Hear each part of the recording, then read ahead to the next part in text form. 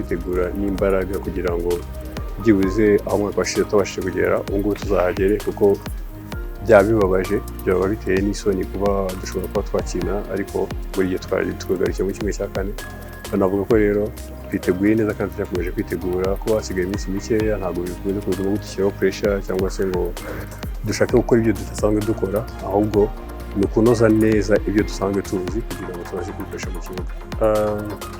Uko muje ku kintu tuvuga ko arahiriye ari ikipe ihabwa amahirwe yo kuba yatwara igikombe, ni ukuvuga ko irakomeye, ariko natwe ntabwo tworoshye ko ntabwo twageze aha ngaha kugira ngo badutereke, twarabikoreye. Navuga ko rero turabizi neza ko urugamba rutoroshye, ni intambara tugiyemo, kuko intambara zose zivamo n'ubundi. Hari strategy, hari gushyira hamwe, hari kwitanga no kumva ko dufite iyo nyota yo gutsinda, nubwo yaba ari umaze kuvuga ko ari ikipe ikomeye, irakomeye, ariko natwe ntabwo tworoshye. Navuga ko rero intwaro tugiye kwitwaza ubu ngubu yo kuzajya ngo tuzasinde arahiri tubashe no gukomeza, ni uko tuzashyira hamwe kandi tugakina dufite uwo mutima wo kuvuga ngo ese koko ko tugiye gukina arahiri, ese tugiye kwitsinda cyangwa tuje gukina gusa gusa kugira ngo dukine gusa dusoze umuhango. Ntabwo ari umuhango gusa tugiyemo. Rero nakubwira ko arahiri twaribonye ko ifite imbaraga, ariko nkuko nabikomojeho kare turiteguye kandi tunameze neza. Nakubwira ko icyo tugomba gukora, icyo tuzakora mu kibuga ni ukwitanga, ni ugushyira hamwe, ni ugutanga buri kintu cyose gishoboka kugira ngo dutsinde, haba hanze y'ikibuga, haba imbere mu kibuga. Ubwo nshatse kuvuga abakinnyi bazaba bicaye kuri benshi, tuzaba turimo gufasha abagenzi bacu bari mu kibuga, abazaba bari mu kibuga nabo ubwabo bari gutanga ibyo bafite kugira ngo umuntu wese nawe uri hanze ave hanze aze mu kibuga afite imbaraga zo kugira ngo dutsinde match, kuko kuri twebwe ni finale, kuko nitabuka dutsinzwe tuzataha kandi tuzaba turi hano mu rugo. Turumva ni izindi mbaraga kuba dufite turi mu rugo ari home court. Navuga ko cyaba ari igisebo nanone kuba byakongera bikatubaho, ariyo mpamvu mvuga ko twebwe kuri arahiri kuri twebwe ni finale. Ayo finale ntabwo ikina ujenjetse uvuga ngo hari andi mahirwe, ngo niyo mahirwe dufite kugira ngo dukomeze. Turiteguye gutanga imbaraga zacu zose no kurwana kugira ngo dutangire igihugu cyacu. Icyo dusaba abanyarwanda, icya mbere ni ukutwizera no kumva ko tubishoboye, kandi babone ko imbaraga dufite tuzazitanga zose. Ariko nkabasaba ikindi cya kabiri cyo kudushyigikira.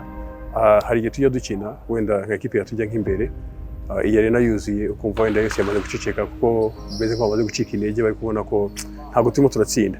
Ndabasaba ko buri munyarwanda wese uzaba uri hano, uzaba uri kuri televiziyo, uzaba ari hose, ajye dufatira iry'iyo byo gukunda kubivuga, anadusengere, hanyuma uzaba ubasha kujya hano muri arena we ntazigire acika intege. Mu gihe cyose bizaba bibayeho wenda ko dushobora kuba tuyitunganya cyangwa se batugiye imbere, akomeze atwereke ko ari kumwe natwe, mbega badutera imbaraga 100%. Nshobora kubishyira mu buryo bubiri cyangwa butatu.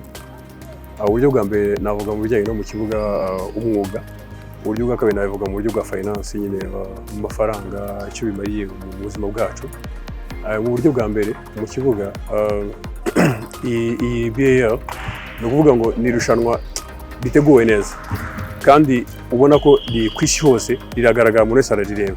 Kuri twebwe nk'abakinnyi rero bituma tuba expose ku buryo umuntu wese niyo yaba atari hano mu Rwanda cyangwa se aho riri kubera ariho hose, ari kuri televiziyo ashobora kubona ngo umukinnyi wambaye nimero runaka ari gukina gutya, bikaba byatuma avuga ati reka mukurikirane ndebe ko hari ikintu azamukuramo. Wenda ntabwo nk'urugero mperero naho kuvuze, ntabwo urugero rwa Gaston, rwa Nshobozwa, ni abantu babashije kugenda bakajya gukina abandi makipe, ariko byose byavuye kubera IBA twakinaga. Ubundi mbere byajyaga biba kubera national team, ariyo kintu dufite gikomeye cyane abantu batubonera, ariko ubu ngubu BAL navuga ko ikintu iri kudufasha ituma tubasha kuba exposed mu mahanga, kuko hano mu Rwanda dufite shampiyona nziza n'ubundi, ariko byibuze BAL ikintu yazanye bituma ushobora guhura n'abandi bantu akakubwira ngo nyamara ujya mu Rwanda murakomeye, ariko mubura kuba mudafite abantu bakina hanze bashobora kubafasha.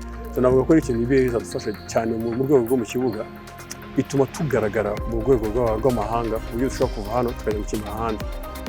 Ku cya kabiri navuze cya finance, nk'uko ubona ko itegurwa na NBA, ni ukuvuga ngo amafaranga arimo navuga ko nta handi hatwiye tuyobora muri basket twakinnye mu gihe cyose twakinaga.